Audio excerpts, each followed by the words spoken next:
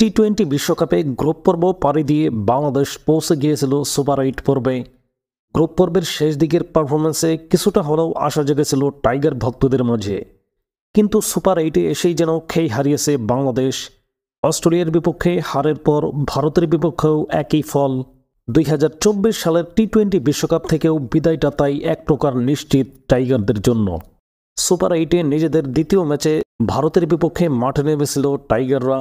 অ্যান্টিগায় toss হেরে bat করতে নেমে শুরুটা ভালোই করেছে ভারত, তবে দলীয় 39 রানে ফিরে যান রোহিত শর্মা।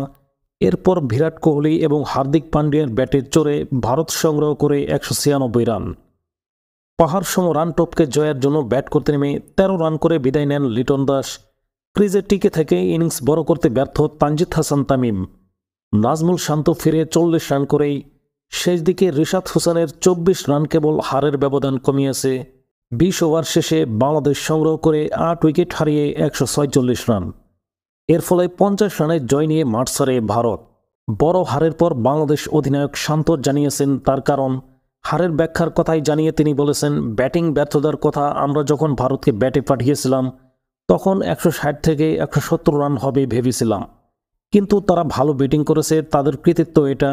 আবহাওয়া এবং বাতাসের সমস্যা কিনা প্রশ্নে শান্ত বলেন, আমি মনে করি না এটি একটি সমস্যা। খেলোয়াড়রা এটিতে অভ্যস্ত, আমরা ব্যাট হাতে তেমন কিছু দেখাতে পারিনি। শান্তর কাঠগড়ায় পাওয়ার প্লেতে রান না করতে পারা। যখন আমরা 190 রান তাড়া করতে নেমেছিলাম, বিশেষ করে প্রথম 6 ওভার আমাদের আরও বেশি কিছু দেখানো দরকার ছিল।